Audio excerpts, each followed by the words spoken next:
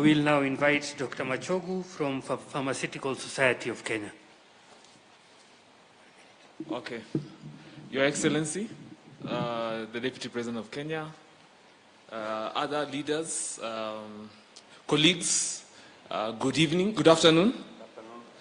Yeah, I'm really happy to be here to speak directly to His Excellency. And Dr. Cohen, please just come hand out the... I've been told to just speak for 3 minutes, so I'll just keep it short and I'll give my presentation to you formally because my members have elected me and sent me with this information. Okay. You have mentioned Kemsa, I have to speak about Kemsa. And I'm not just here because my MP is a gubernatorial candidate for KISII County on Kenya Kwanza ticket, His Excellency Machogu. I'm also here because I lead the pharmaceutical industry. I've been there for 17 years. I first started working in Marara District Hospital, where I was a district pharmacist. And Dr. Cohen here is one of my members. Someone said we need to send healthcare workers to Parliament. He was running in Isuka West under ANC. Isuka, yes. A handshake happened and he was leading. He won popular vote, but he didn't get the ticket. So, Bwana Deputy Party Leader, tafadhali mpatie nomination at that level. So, I will speak on 3 things. The fourth one is NHIF. I'll leave that because today NHIF, 92% of the money they've collected or due to collect this year has already been spent. ICT will help, yeah, will help cover fraud, and also it will improve efficiencies. I will not talk much into that. I'll talk about leadership, governance, policy, and legislative agenda as my first point. There, you have institutions like Pharmacy and Poisons Board, National Quality Lab. We heard about private hospitals are wondering, why is PPB registering all these medicines and there's no one worried about the quality? So those boards have been running for the last 3 years without a board. You know, they are national entities, but they don't have a board. They've been running without a board. Yeah, so governance-wise, for the last 3 years, going to the 4th. So within first 100 days, if we can get those boards in place, inaugurated, done deal, Kenyans can be comfortable that the medicine being registered is of quality. Kemsa. Now, Kemsa is the largest pharmacy in this country. The second largest is Meds. Meds deals with the faith-based. Very efficient. No one worries when they buy medicines from Meds. No one worries when they supply meds whether they'll get quality, yeah, whether they'll get paid. Yeah, it's a done deal. Yeah, so if we can have governance at Kemsa, already there's reforms happening there. We have no problems with the reforms, but honorable former party, what do you call it, leader of majority in the National Assembly will attest, and we've complained so much to him. He knows he's protected us. Pharmaceutical Society of Kenya has been deleted from the Kemsa Act. Yeah, and once it was deleted, all these things started happening. And now no one is standing on best practice, ethics, and professionalism at Kemsa from a governance perspective. Yeah. So if within the first 100 days, we can have legislative amendments that return us back to Kemsa, and even the Pharmacy and Poisons Board, we were deleted. Yeah. Again, just... and you know who sponsored those things, rather who brought them to you and the snack in, yeah? So we would like to see professionals back to these bodies for governance purposes. A pharmaceutical policy for this nation, there hasn't been any review of the pharmaceutical policy since 2012. Again, within first 100 days, the directors sitting at Ministry of Health should be able to give you a national pharmaceutical policy that takes you to the vision you want to take the country towards. Just hold on there, sure. Dr. Yes. So, you're deleted from these boards? Yes. What was or the reason is the one we know? You are asking too many questions. No, you're not asking too many questions. Actually, the reason is the one that is known. When you don't have professional oversight on the boards, decisions get made like buying short expiry medicines, medicines that are not required. I used to be a district pharmacist in Samburu. Kemsa, in 2006, 7, 8, I was a district pharmacist in Samburu. Kemsa was the best institution in Africa, yeah, in terms of supply chain and what have you. But because we are removing professionals from there, there's no oversight. So deals are being cut. Yeah. Asante. I hope I'll get protection, eh? Tunaongea sana, lakini hii ni nchi yetu na tunaipenda sote. Yeah. Asante sana. Bringing down my second point is around bringing down the cost of medicines. Of course, I have heard you talk about local pharmaceutical manufacturing. What you may not know, Bwana Deputy President, is that we import 75% of the medicines coming into this country. That's one. And even those ones imported, costs are laden from taxes. Yeah. So if I need to retain my medicines, the Pharmacy and Poisons Board has to, because it's not funded by the exchequer.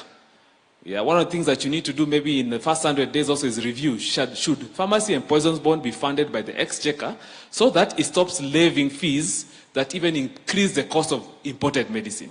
But even on the part of reversing from 75% to maybe 75% manufactured, if you want to do that, Bwana DP, that would be like a 30-year journey. Bangladesh took that long. But yes, if you will take the seat as the father of the nation, what will happen is you need to have that view that you need to work with us as healthcare workers to get you there. How we'll get you there is local manufacturing should be given precedence. Currently, local manufacturers export to Ethiopia. Cosmos is the biggest exporter to Ethiopia, to Malawi. We have 40 pharmaceutical manufacturing plants who are operating at 50% or below capacity. Yeah, you need to ring fence so that we manufacture those things here, at least for the essential medicines, the things that are common.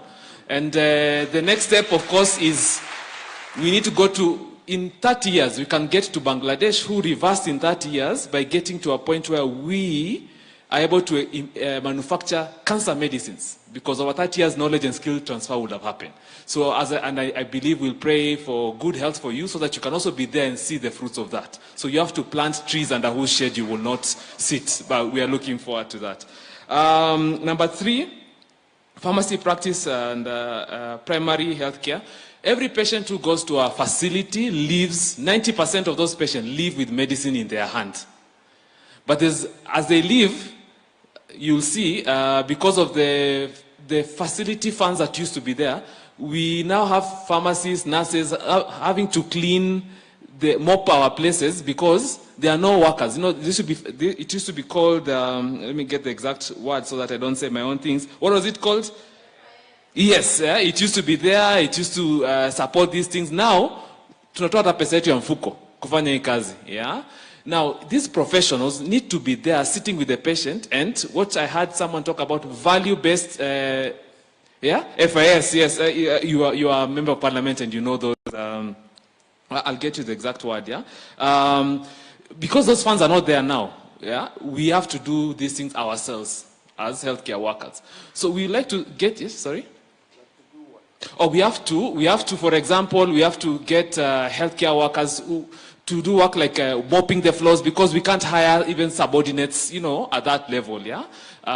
Again, for each facility used to sustain itself from the money it makes from its collection. Finally, I think I will not do this justice if I don't mention the point of, when I'm talking about pharmaceuticals, we need to do curriculum review, again in 100 days. We've had curriculum that has been there. When I graduated, there's only one university, University of Nairobi.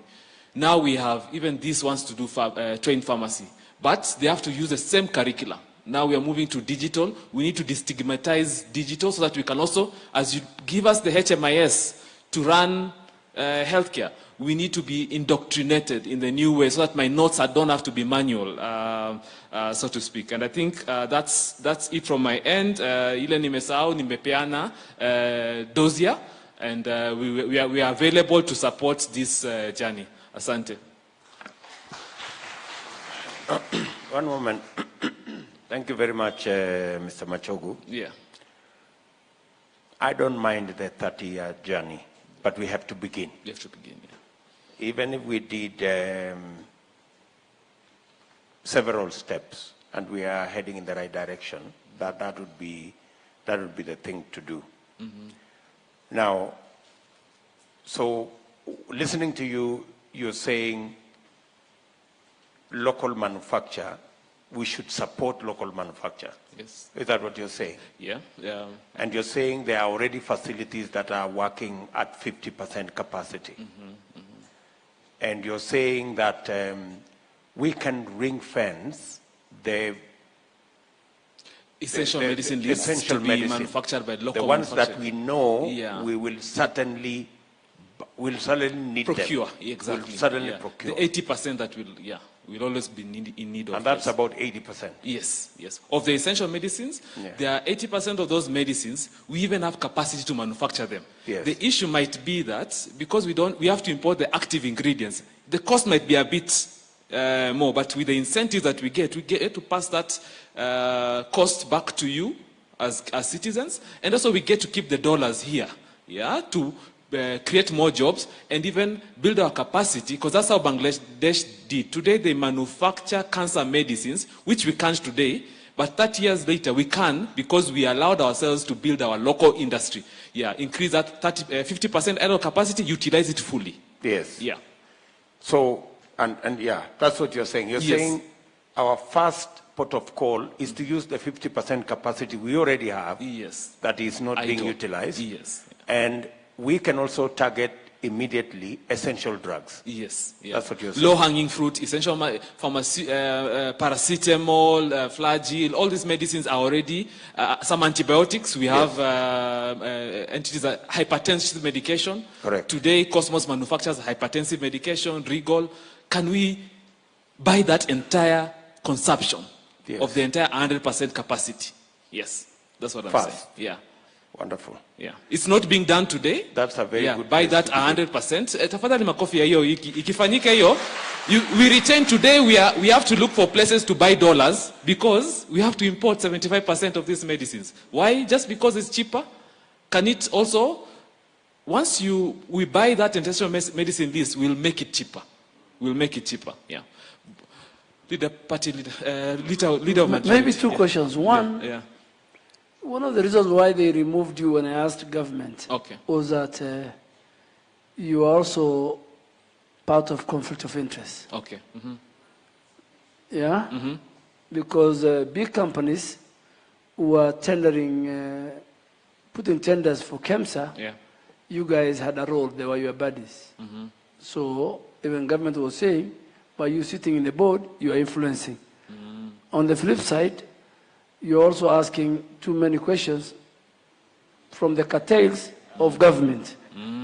Okay, so both of you, in one way or the other, had crime. So what do you say to that? But secondly, there's also an outcry that it takes very long, even 2-3 years, for certain people to register drugs with the poison board. That the bureaucracy and the corruption in the poison board is so huge that a lot of international companies give up and they go to our neighboring countries. Is that the case? Today here, so I'll start with the second question about the Pharmacy and Poisons Board. Like I said, it's just a matter of governance, and I think it's been said earlier by Dr. Oluwen. The matter of, are there KPIs, to ensure that these medicines that are being registered, who is complaining that their medicines are not being registered? And does the president, for example, know? Or as the contract is being renewed for these leaders at the Pharmacy and Poisons Board, are these questions being put into task? And some of the questions we used to bring to you to ask them in the parliament, why is this happening? Why is this taking long? And of course, it's what has gotten us into trouble. As Pharmaceutical Society of Kenya, we are a professional body. Actually, we have a bill in that's meant to come into Parliament that's meant to make us like LSK, just a self-regulation body. We do ethics. We have so the things you're talking about conflict of interest, that should not come into the case, because we go there to ask questions on best practice, public interest, and professionalism, ethics as well. Because you want to be able to, that medicine that you're importing, because even when I'm not there as a pharmacist at the Pharmacy and Poisons Board or Kemsa, I'm the one who will be sitting here outside taking medicine in Maralal. I want to be sure. Today there are suppliers who sell medicine to Kemsa. Ukiwekea dawa yao kwa mwili like this, wanaweza kufa kwa sababu ya the shock. You give me my medicine, yeah? Because they're the ones who are supplying these places, but the quality is not ascertained. And QCL, National Quality Board, has never had a board in place for the last 3 years. Why is that? So that things can come in and go out without anyone questioning. So let's 100 days, address that for us. This country will be on a good path. Thank you.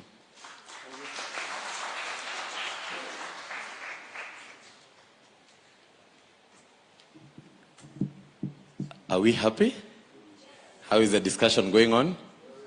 Do you want to stretch like this quickly? Now, we are about to finish, but I know His Excellency, there's so much interest in the room. So I would humbly request you, we have 3 or 4 more other speakers. Now I want to be a dictator. You'll be given 1 minute each so that we allow everyone to talk. Is that okay with everyone? Okay, so that His Excellency the Deputy President can address us. So at this point, I want to call Juliet Otieno. Juliet is the representative of the Coalition of Community Health Workers. Madam Juliet, you have a minute. Thank you.